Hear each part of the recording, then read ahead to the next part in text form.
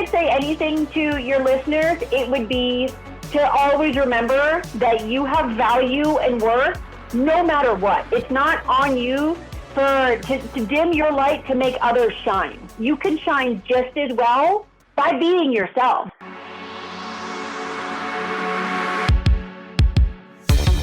Welcome to OTR, Over the Rainbow, Achieving Mental Health for Real.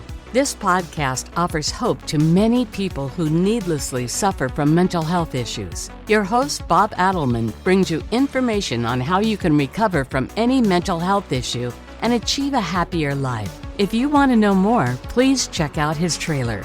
Bob's notes on today's show follows. Dr. Kristen Williamson, licensed professional counselor, neurodivergent advocate, and proud ringleader of a NueroSpicy family. Her life is a whirlwind of late-night epiphanies, busting mental health myths, and finding joy in the chaos of navigating autism, ADHD, and parenting kids who keep her on her toes. She has always felt like she was dancing to her own beat, but nobody gave her the playlist.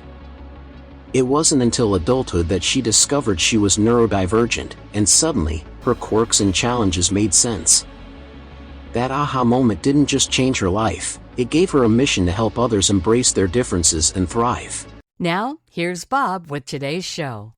Hello, Dr. Kristen Williamson. Welcome to OTR. How are you today? Hi, thank you so much for having me. I am having a pretty fantastic day. How are you? Oh, that's good. I'm having like a tired day. I didn't get a lot of sleep, but it's sort of okay. Last 2 days I've been in a great mood, so that's something. Okay. Yeah. Okay. This might be a coffee in the evening kind of day. I don't know how your brain goes. Oh, my brain goes up and down no matter what we do. Oh. You'll see that. I mean, I cut a lot of my talking out because I will ramble, and you can cut me off if you like, but I just want to put a lot of stuff out there and then sculpture it like I do everything else. I write memos. Yeah. I don't write memos. I write a template and then I sculpture it.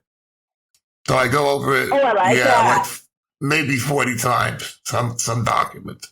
I wrote a lot of documents as an IT guy, and they were good documents, but, there were thousands of mistakes in the first page. I had to correct every page, redo it. I don't like the way it sounded.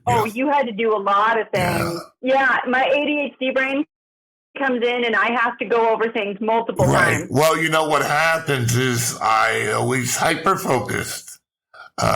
Anything important, I hyper-focused on, did a great job, ran right through it, and then I was gone. That was it. There's no brain cells left. So I would sit there and watch the web for the rest of the day. And I got into trouble doing that a couple times. But they didn't understand.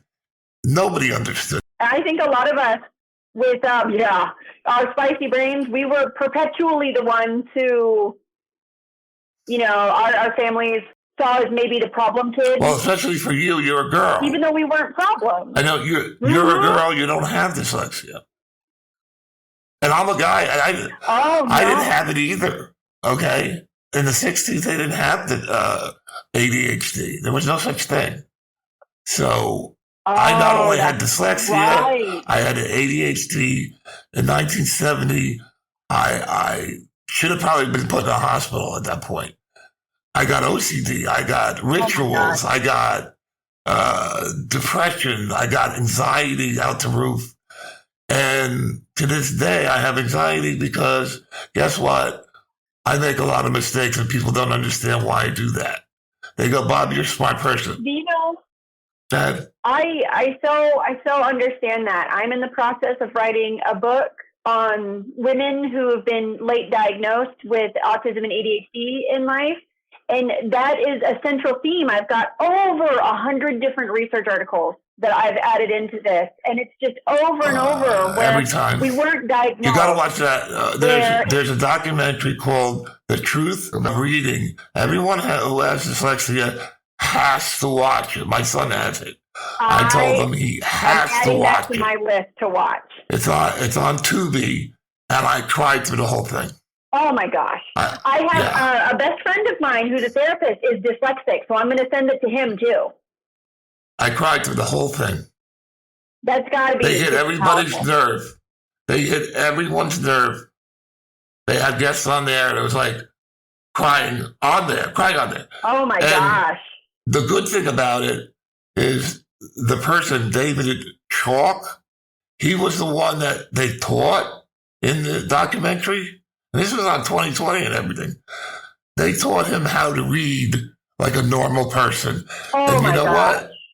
I'm terrible at like getting people to believe me. So I put out to all the dyslexic headquarters, groups, all the different groups. Here it is. This is it. And I got no response. It's like they don't want to believe that it could be taught. In other words, you have AI. Everybody's heard of AI, and it's really good nowadays. Yeah. He's going to put out an AI app that teaches you how to read from the back of the brain instead of the front of the brain. Oh, that's super interesting. That's going to help so many people. And the guy is, well, you'll hear about it. The guy's going to be a millionaire. I want to just maybe touch him or something. Oh, my God. This guy's a genius. He was a pilot on a big airlines. Yeah. And he had 5 or 6 companies, the largest one being 500 employees. I think it was like $1 million. He knows everything. This guy's a genius. But he couldn't I love read. learning about people like that. He could not read at 61. He could not read. After he did all these kind of, he admitted, he went on there, he cried, I cried, because crying is good for you, no matter what people say. I think don't really care what crying people is so healing because it's getting out the chemicals in your brain that have been building up. And it's nature's way of taking care of you.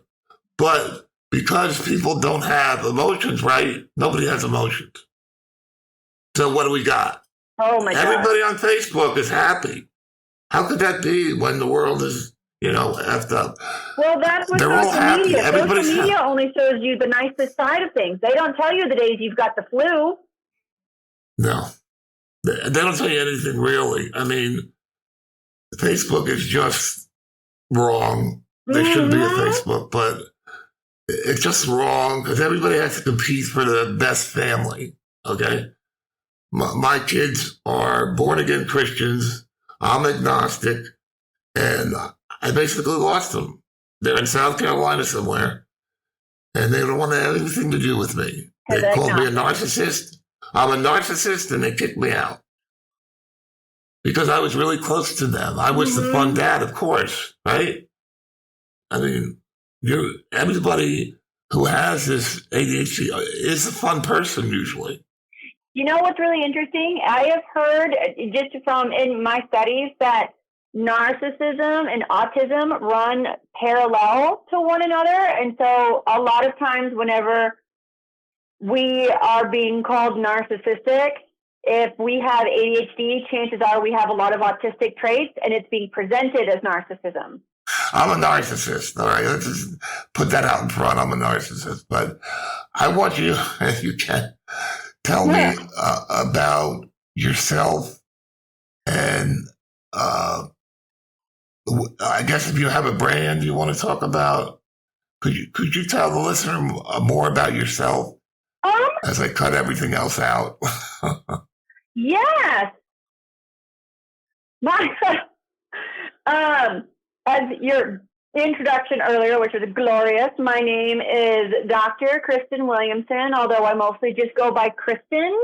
I really wanted to become a doctor after I saw the TV show Frasier when I was younger, and I thought, I want to be like Dr. Frasier Crane. You missed Doogie Howser. I want to drink porn.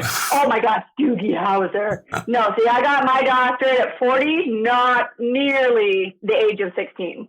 Yeah. I mean, that's tremendous. I mean, I can't even think about going back to school. It kind of makes me ill. It took a long time. Yeah, that's terrific.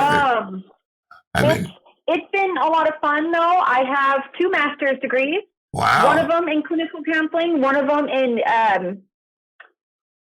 one in clinical psychology, one in counseling psychology. And then I have my doctorate in behavioral health management. Okay. And with all that hodgepodge of names, I am a licensed professional counselor, and I work with actually 100% now people who have been diagnosed with autism or ADHD, most of them late in life. That's me. And it's been wild. It's been wild to learn about, and that's where I've started coming in and advocating, because I didn't get diagnosed until after my mid-30s. You got to watch this documentary, because you'll cry through the whole thing. I bet. Oh my gosh! I bet. You don't have dyslexia, but all the people who haven't been seen. We all had to fake it, because nobody knew each other. Nobody knew there was 1 out of 100 or whatever it is, the numbers. Divergent people. Nobody knew about it. And not only that, we were labeled as bad. Yes. We were labeled as lazy. We were labeled as the troublemakers. Mm-hmm. I was in the hallway my whole grammar school. They put me in the hallway. For the first 3 years, I didn't say... They don't know what to do with us. I didn't say a word for 3 years because I was overwhelmed with life. Then in 4th grade, I decided, some kid came up to me in 3rd grade and said, no one wants to play with you, but I will. And that, I remember that, because that changed me. That statement, it was epiphany. I finally, what? I'm not popular? People don't like me? What does that mean? So I taught myself how to make friends, and I became the class clown, which is the only way I know people... so many ADHDers who are the class clowns. We all, because we couldn't stand being so bored to death. Yep. So bored. Your brain is just going and going and going, and you need... I needed multiple things to do to keep my brain active, or else I'd get bored and start daydreaming or doodling, or definitely not paying attention to the teacher. No, I never did. And I would say something rude, and they said, Bob, you're get out. Go to the hallway. We can't deal with you. So me and a couple other divergents, I guess they were, would roam around the hallways most of, 4th, 5th, and 6th grade. Yeah. So I went to school in the 80s and 90s, and I wasn't sent out to the hallway. I was definitely sent to other classrooms. In the school districts I went to, the other classrooms were kind of like remedial. A timeout. Yeah. And just, nope, we can't teach you, so you have to go to somewhere else. My son has dyslexia, and we made him go to Saturday school to learn differently, which was our attempt at helping him, but it was wrong because they didn't help him. He helped himself. I went to many a Saturday school. Yeah, he helped himself eventually, and he got his college degree and everything. So, he straightened everything out, and he's a very smart person. He's very lovable. All my kids are, but they don't understand me. I'm not sure I blame them, because I don't really understand myself. Honestly, it's really hard. I didn't start to learn about myself with autism and ADHD until after my kid got diagnosed. Right. My oldest, who's 15, he got diagnosed at 8. And that was after years of trying to get a diagnosis, because his school teachers were saying there's something wrong with him. He's acting out, or he's doing something weird or whatnot, but he made good grades. And because he made good grades, the school wasn't willing to test him for ADHD or autism. I had to go out to a hospital to go get it done by a psychiatrist. Or a psychologist. I mean, the 80s were, my kids grew up in the 80s as well, and nobody knew anything that we didn't know. As parents, we didn't know. I had no idea about neurodivergent. I mean, I just recently started that term maybe 4 years ago when I heard it on a podcast. I heard the word neurodivergent. It was a lady who was selling how you can go on a vacation with neurodivergent people. She was telling about, how you do the car ride, mostly. Yep. And so it was good. Yeah. I love the people who are late in life diagnosed, because it's still the idea that you are seen. You get to come in and say, my brain is not broken. It's just different. Yeah. I mean, back in the day, we were important. Back when we were all tribes, we were the first ones to find the lion and say, wait a minute, there's a lion, run. Oh my gosh, yes. Have you actually heard of that? So ADHD brains and autism brains are evolutionarily, like we were there. We were neurotypical. We were neurotypical.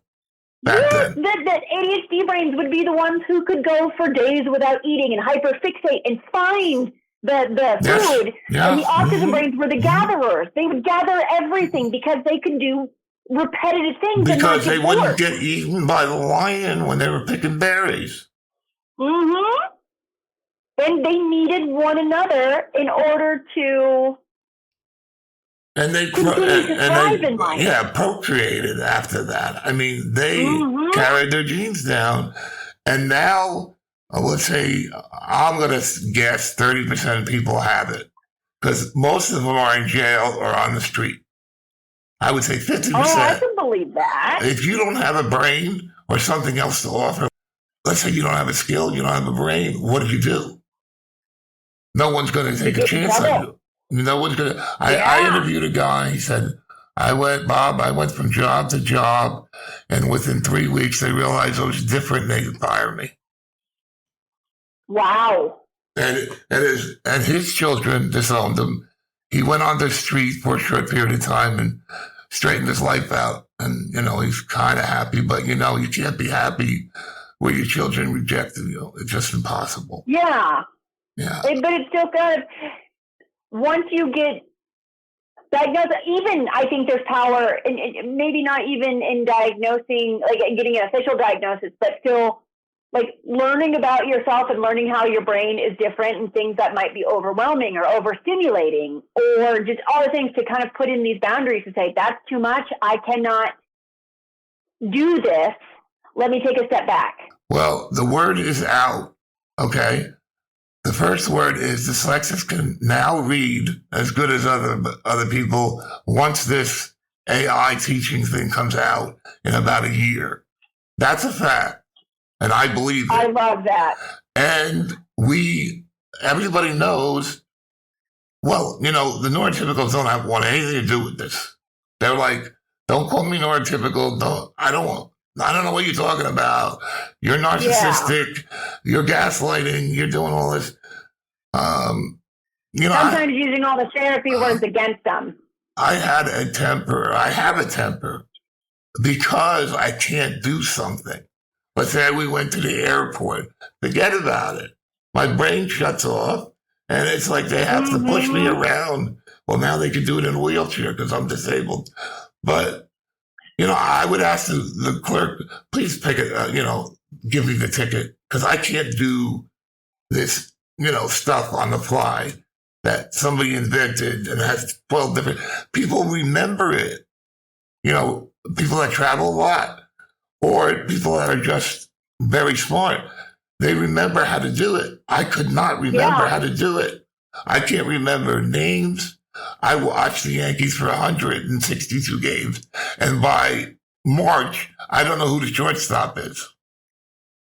So, and it gets worse with age if you don't take care of it.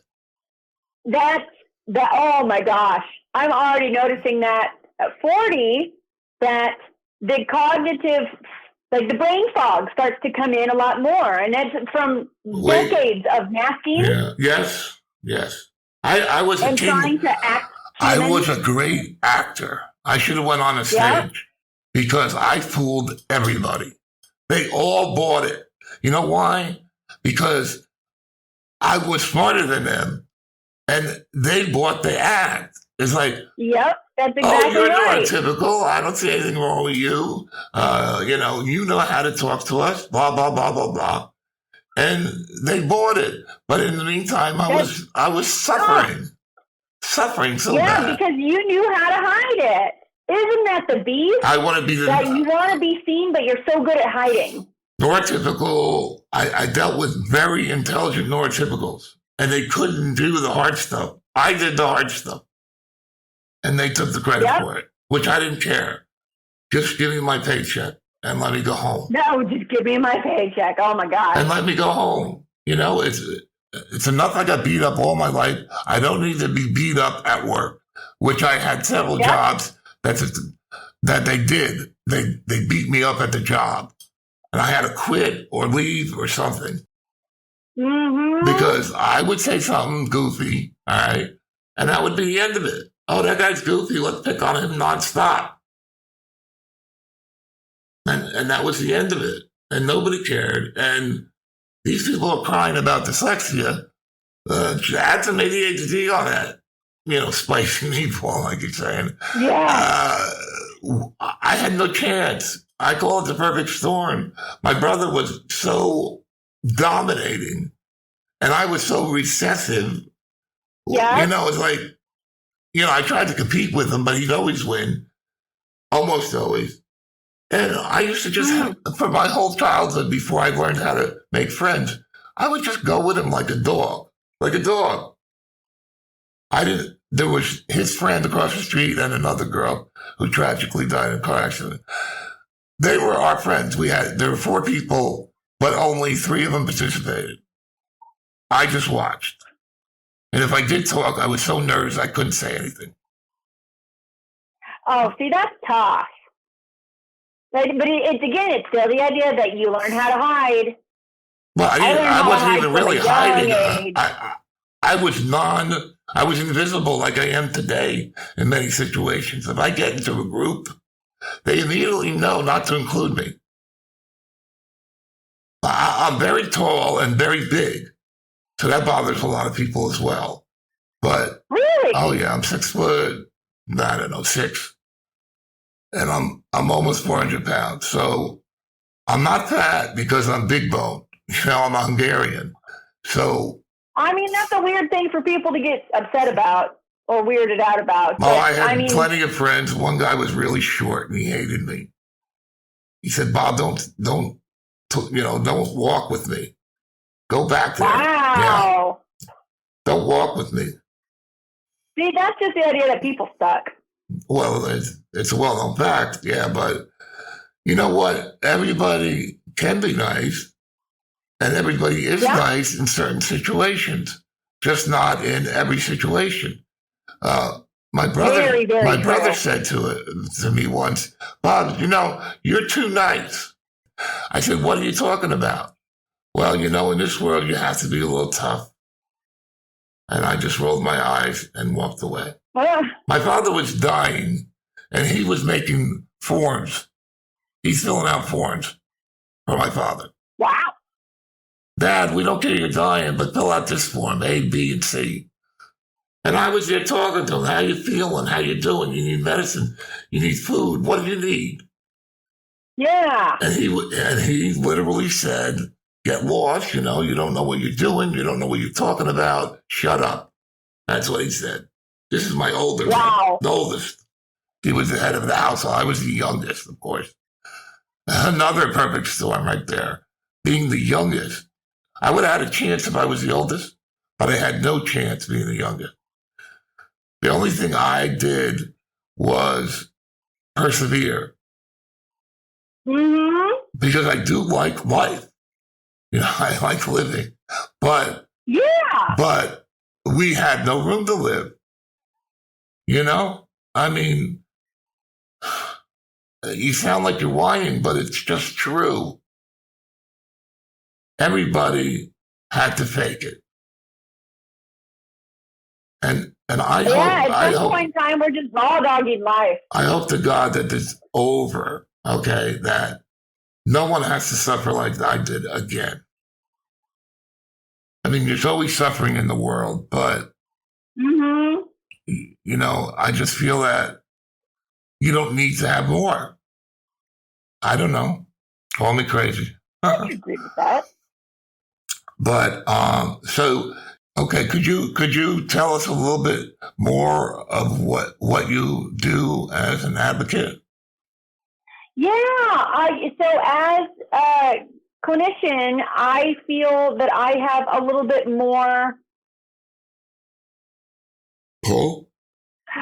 Oh, yeah, of an ability to be loud and to have people hear and to have people listen. And so I'm coming in and doing all that I can and screaming at the top of my lungs to say that just because we're neurodivergent doesn't mean we're wrong or broken or that we don't have value and worth. And I think so many of us. For school, right? You do it mostly for school? No, I do this a lot for the adults in life. All right. Because I think so many of us as adults, just as you were talking about, we're the unseen ones. We are the ones who had to go through life not really knowing what was going on, not understanding, feeling as though you are doing something wrong or that you are wrong. And that's just a horrible way to have your self-esteem go. And how many people died because of it? Many. So many. In some of the research studies I'm reading, they're talking about camouflaging and just masking and pretending it's almost like we're aliens and we're wearing a human suit. We are aliens. And that's the thing. We are. A lot of us feel like we are aliens walking among a bunch of people, like pretending to be human. Exactly. And it's, oh my gosh, it's so incredibly tough. But it's out. Okay? Everybody knows it. It's our job to fix it. People have to do something to fix it.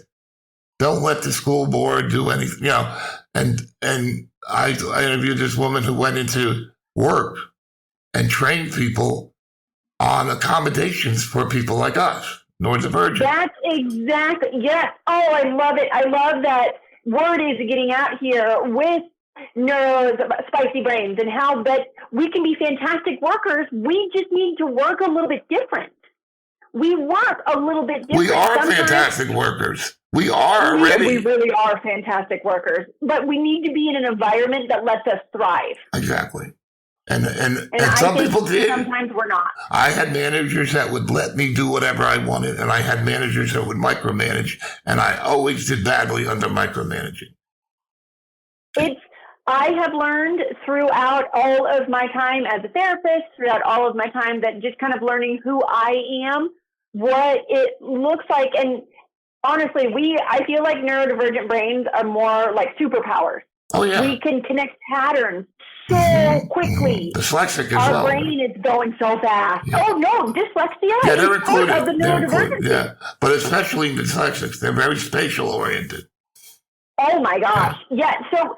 And I think where our brains struggle with specific areas, we make up for it in wildly different aspects. Like I can't play. And that can come in with creativity. I can't play the guitar, period. I'll never be able to play it because I can't stroke those keys consistently, especially now with my fingers. But if my fingers work, I can't do it. I'll always make a mistake. And if I don't make a mistake, I'll have a miserable time thinking I'm going to make a mistake. Oh boy. Yeah. Oh my gosh. My friend says to me, I want to come in and be loud. My friend says to me, you can do it, Bob. And I said, no, I can't. I can do something. I had a friend who was 3 years younger than me. He'd come out and he knew everything about the guitar. He's like putting that fret thing on there and he knows what the notes do in the chord. I would sit there and poke at it with numbers, So he would play all the melody, and I'd be like, and he's flying away to heaven. I mean, it was ridiculous. And I loved it because occasionally we sounded really good. And I don't think I love anything more than playing music. And I can't, but I can't. And I love music. And every neurodivergent loves music, I think. And I like all types of music. I love music. I don't know how your brain does with this. My brain, I can hear the tune, but I have a very hard time making out the words. It comes in with kind of like an auditory processing struggle. Oh, see, I can make out most of the words pretty well. So there's a difference. Oh my gosh. But you can read better than me, I'm sure. Anybody can read better than me. And I don't know. I still stick with audiobooks versus hard like books that you can hold because audiobooks sometimes, especially like I'm doing something that's taking up brain space, I can listen to the books and actually hear it and absorb the material. sometimes sitting, I'll just read the same thing over and over and over again. Yeah, well, you're reading it from the front of the brain, probably. Maybe you do have dyslexia. I don't know. But I know I have it, and it's terrible, and I can't even chat. My kids make fun of me all the time. Oh, what did you need? Why are you putting capitals on? I said, well, I hit the capital key by mistake. Oh, okay, Dad. All right, whatever. I mean, I do text them during ball games. That's the only thing we got left. It's Yankees, Giants. I can text them. Maybe they'll answer me. Most of the time, they don't. But I just text my opinion, I guess. And a lot of times they just say, you're all wet. You don't know what you're talking about. So I have learned, for me, even texting like that, I will come and use the voice speak because at least my words are getting down.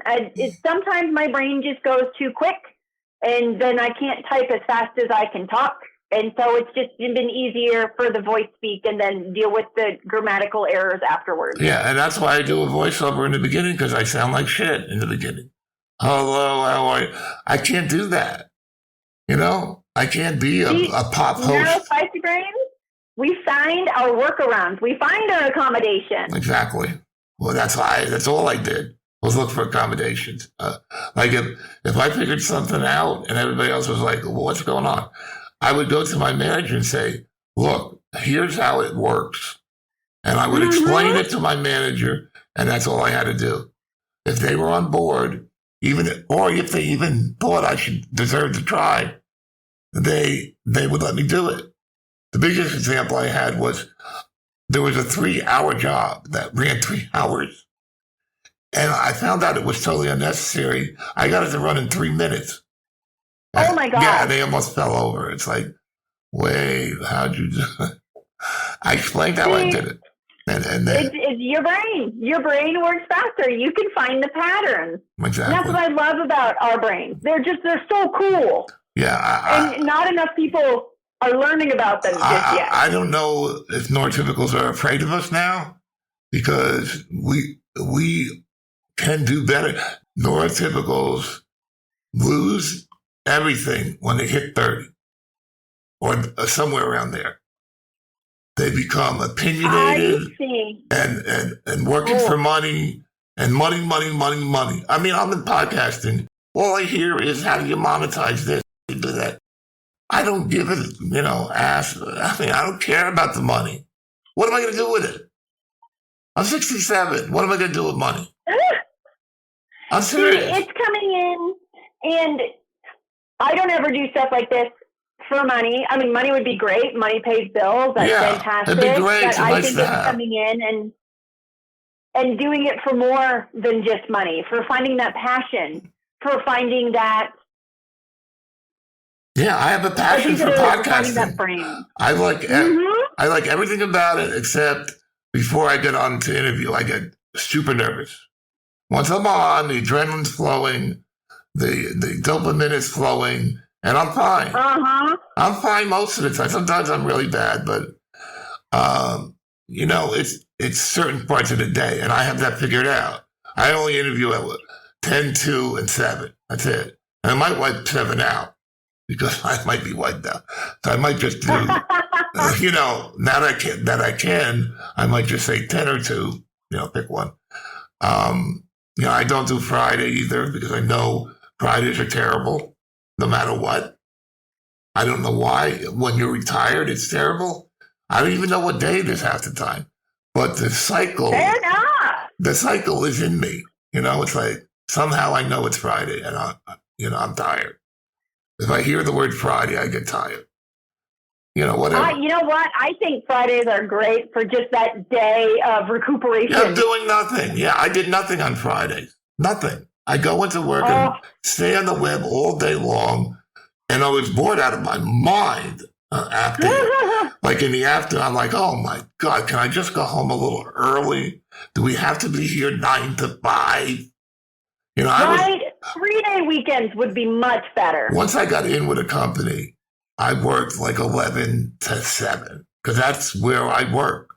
And they would complain a little bit. But once they got all the work done, they were like, okay, whatever, you come in whenever you want. See, I think, and that's still the idea of finding the times in which you can work. coming in and it's still building upon those accommodations, building upon this is when my brain is spectacular. Let me do this. And then just if others sit back and say, okay, you go soar. And then life is just better. Oh, it is just better. Because you know what? I worked in an industry of, you ever get on a computer system? They're impossible. They're not intuitive. You go on them and everybody has the buttons in different places. And it drives me crazy.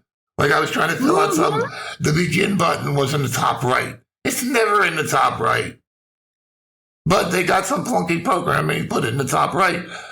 I mean, all this Facebook crap. I never know where the X's are. You have to hit X, you have to hit audio. The kids automatically know. I don't know how they know, especially neurotypical kids. They just know that it's going to be here. It's going to be there. They can just find the things. And again, it's spectacular. I mean, and I think this generation, that the kids in school now, they are much more welcoming and accepting than it was when I was in school, and quite possibly, definitely, before you were out of school. They had no idea. Like, we weren't in that time for the acceptance. They had no idea about ADHD. They had no idea about mental health. They had no idea about anything. Yeah, OCD? and now they're taking What's OCD? More seriously. My parents were World War II parents, and they said, you're either crazy or you're normal. Those are the two binary thinking modes. That's the problem with neurotypicals. They do too much binary thinking. It's always good, so that's bad. Growing up with the idea of, am I crazy or am I normal? And if I don't feel normal, if I don't fit in, then I must be crazy. Yeah, my one son in the middle, he won't talk to anybody. And this one guy, he's depressed. I know him just on the side. He also won't go to therapy. They're begging him to go to therapy. He won't. He'll do ECT. He did ECT and it didn't help him. So I'm trying to help him with, there's like TPM and there's the LSD and all that. There's a lot of different things you can try. You know, I got on a medicine that was great. The other people will profit from this medicine eventually when they figure out how good it is. But right now, everybody's like, oh, that medicine, why are you on that? It's for restless leg syndrome. I said, don't worry about it.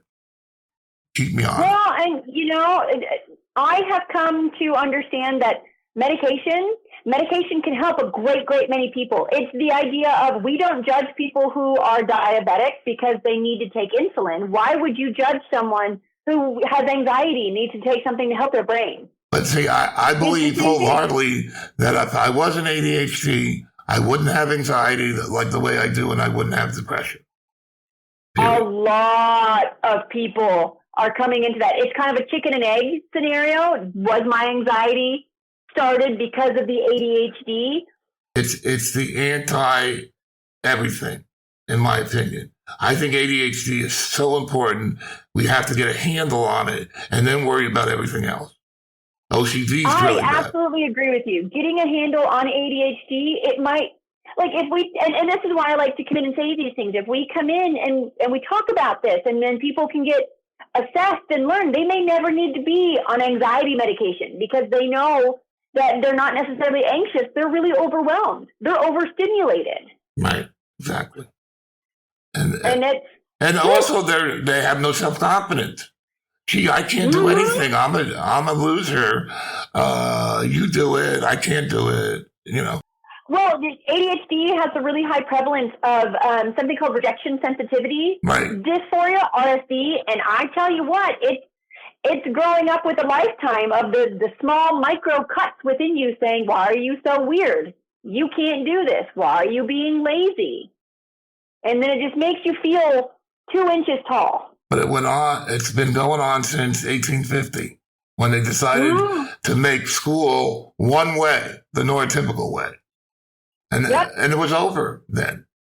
But, well, and to my knowledge, they started kind of these schools and the idea of working, like going to school and kind of like the assembly line worker. And so that's how they did like schools going so you can learn to work in companies that work in the assembly line. Mm-hmm.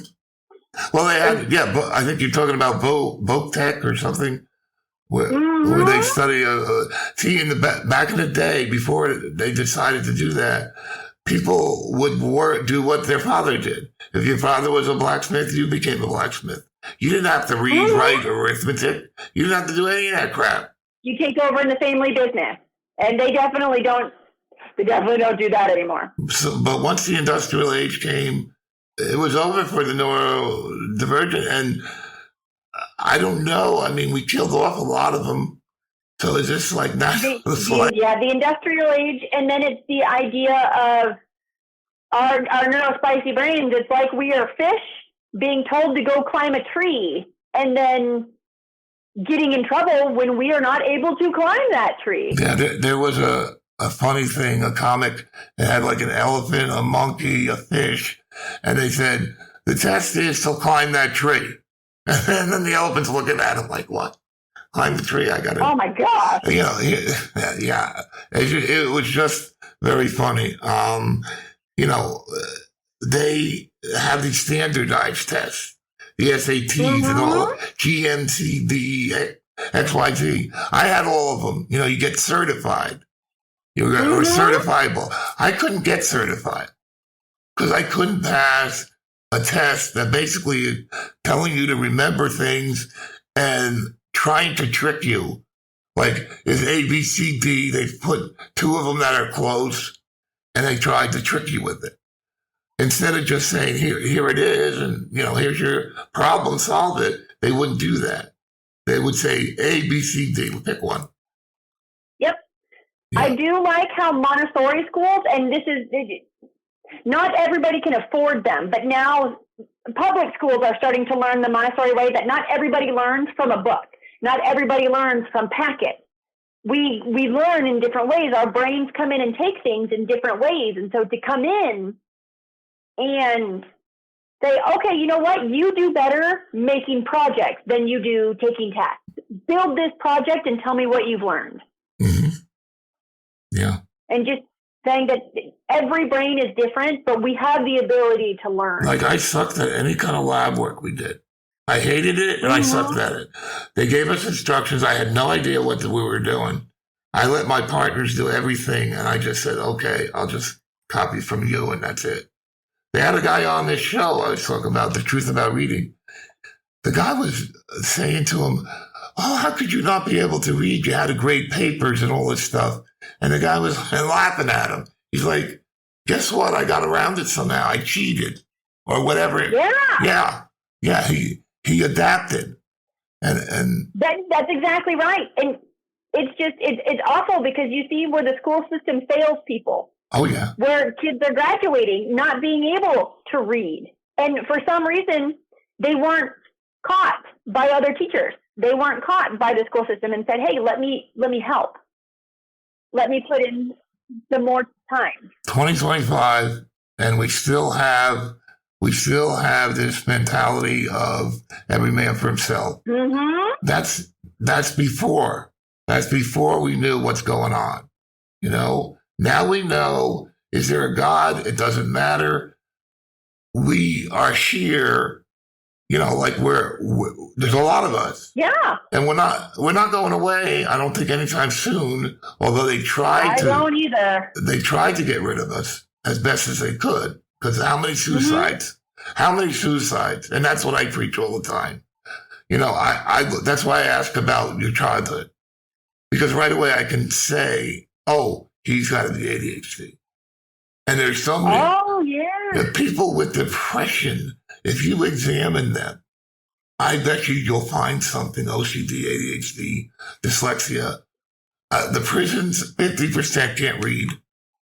And homeless, probably 100%. I would say it's probably more than 50%. Well, this was back in the day, it's probably more now. But, you know, it's just the unfairness of the world. It's the unfairness of government. We have to decide, are we going to continue with this primeval survival of the fittest, or are we going to treat every person like he's important? Those are the two questions. If he's important, then he should be accommodated for, period. No one should have to suffer what we did. Totally in agreement. that we treat everybody as though they're important. And that's such a powerful statement. Because they are. That's the bottom line. They are important. They're a being. It's ridiculous. I get choked up about this stuff because, just to think of slavery and Indians and what kind of animals are we that we could do things and then just justify them. But if we teach our children, I don't even want them to go to school that long. Mm-hmm. They can learn at home, go to, whatever they call these places where they gather, go to gatherings of other children and play. Everybody. I saw they do that over in Europe in some countries where play is just so incredibly important because you learn socio-emotional. But the issue is we should all be playing. Okay? I mean, you know what I did today? I listened to rock music and did air drum. That's what I did. Oh my gosh, that sounds amazing. That's what I did, and I loved it. The problem was I wouldn't love it in the past because dopamine is so important. I saw something. Dopamine is so important. They had a rat, and a foot over was a big piece of cheese. So they fed it to him. Okay, this cheese is good. I need this. They took all the dopamine out of the rat. He sat there and starved to death a foot away from cheese. Yeah. Oh, science. Well, it's nasty, but the point is, there's no reward. Why should somebody do something where there's no reward that they can figure out? What's the reward for this? Why should I live? Why should I move at all? And that's what we have. We have people that are just sleeping. So many people probably just sleep the whole weekend or something. Or they watch TV and other waste of time. And the people I'm finding who spend weekends sleeping are the ones who are going just like, they're so burnt out. Yeah. They're so burnt out. Yeah. They're just, we are one crisis after another these days. And we have been for decades now. Yeah. And when's it going to stop? I don't know when it's going to stop. I haven't found that date yet. Yeah, I mean, the problem is, or one of the problems is that most of the neurotypicals now have no idea what we're talking about. If they listen to this program, they would get insulted. You think? I think so. I think they have no idea. I hope they would learn something. We're all narcissists. That's all we are. And we're weak. That's the other thing. We're very weak. That's what they want us to believe. We're weak. But it's not true at all. It's not true at all. There's so many. No, not even a little bit. They told this guy who was on that show, you'll never amount to anything. That's what they told him. They said people like you wind up on the street or in jail. How could somebody tell a kid who's 16 years old that he'll never amount to anything? Thank God this guy had a mother who taught him never give up. Resilience. Oh, that's good. Yeah. Good to have someone to tell you never give up. We really need somebody to step up and just say enough. And I don't know who that could be. Like Martin Luther King of, NueroSpicy people. Ooh, Martin Luther King of the NueroSpicy world. Yeah, I mean, I don't know what else to say. I mean, I can't do it. I'm old and decrepit. But we need a young guy to get out there and start kicking some ass for us. We have to get representation. We have to strike. We have to go into the streets. Whatever it takes to get it fixed. Because I'm drawing a line in the sand. No more suffering. I love that. No one is going to suffer like I did ever again. Well, see, I think that's where it's really important for these podcasts to come in and say, hey, we're here. Let's be loud. Let's use this space to tell everybody that you have value and worth.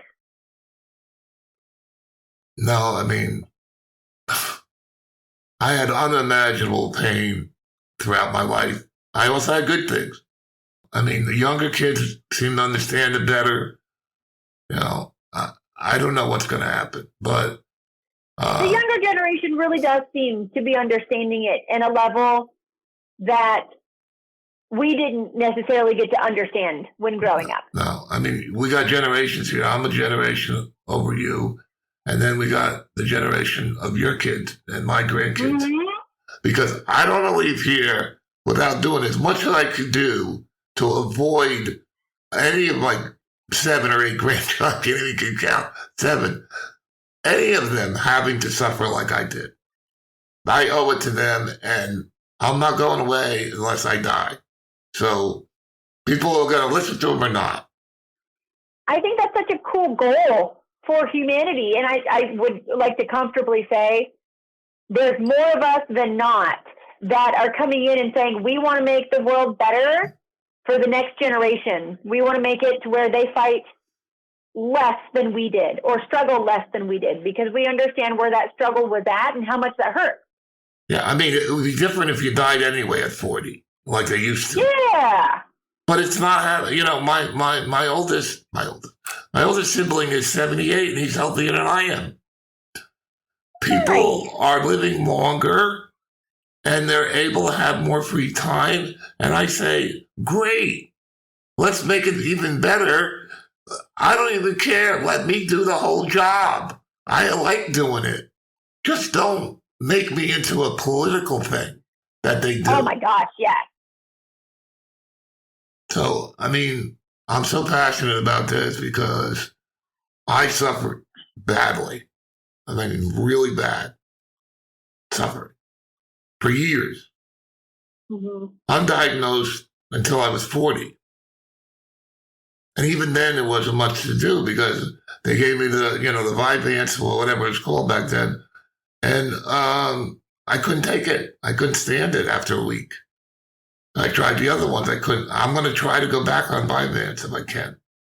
Because I got to do something. I'm in a fog every day, all day. I mean, I have to try something. But to only do these podcasts, this podcast is just perfect for me. I mean, I do the podcast. I listen to music. I watch TV with my partner here. We watch all the old shows. I like TV. That TV shouldn't be your life, though. I don't understand why that's good enough. It's coming in and finding purpose wherever you can. Yeah. But how do people stand just watching TV and that's all they do? I don't know how they can stand it. I can't. When I wake up, I need some kind of purpose. Mm-hmm. There is a type, oh my gosh, Viktor Frankl was a psychoanalyst in the 1940s. And during World War II, he was sent to concentration camps and he survived it. And when he came out, he wrote this book in, I think, 9 days called Man's Search for Meaning. And he talked about the ones who survived in the concentration camps were the ones who found purpose, the ones who found meaning, the ones who had something to live for. And he saw that across all humanity. When we have something that's purposeful, our brains stay engaged. Yes. And we have things to work towards. We have things to live for. And I think, just as you said, purpose is so incredibly powerful.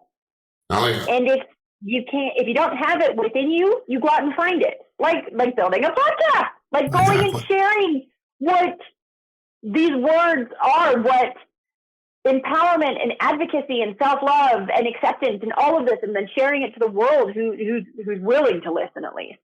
Yeah, I mean, somewhat. I mean, there's a long road here. I don't see it happen in my lifetime, but I want to participate in the beginning of it at least. I think you've already started the participation at the beginning of it. Like, I think just by doing this, it's... Yeah, I didn't mean to go crazy on you. I wanted to talk more about what you do a little bit. But we talked so long. The thing is, could you tell something to our listener that's important to you and You can have, your websites and everything. I'd like to give my guests. I'm sorry. I feel like I didn't do enough with you, but. That just means we get to have another show. Yeah, number 2. I think you're right. I'm telling you, ADHD brains, we just go down rabbit holes. That's right. Now, if I could say anything to your listeners, it would be to always remember that you have value and worth no matter what. It's not on you to dim your light to make others shine. You can shine just as well by being yourself. And that's the answer. That's the answer I'm going with. No, it is the answer. You have to be yourself. And that makes you happy. And if you're happy, everybody around you is happy. And it multiplies. Not only do you have to be, you're allowed to be yourself. Yeah. I mean, there was no rule in the rule books or in the Bible that said you can't be happy. There are some religions, but that's just crazy. We could live life happily, even though it's so short. We could still be happy. And then one day it might be longer. Maybe we'll live 500 years. Oh my gosh, that would be amazing. Yeah, I mean, maybe. So we'll see what happens. I really appreciate you coming on the show and helping me to have a better show to put out there for all the people that are suffering. And I mean, it was perfect. I really appreciate your help. I 100% thank you so much for letting me be part of this show, to be part of this community, to come in and just continue being loud. Yeah, I'm still weary of groups, and I don't participate that much in the groups, but because I've been hurt so much, I'm kind of afraid of it. This is my way to participate, and people hear me or they don't hear me. There's no sweat off my back. So, all right, I'll let you go. I'm sorry. Thank you. No, thank you so much for this time. Okay. All right. Well, you both have a fantastic night. You too. Take care.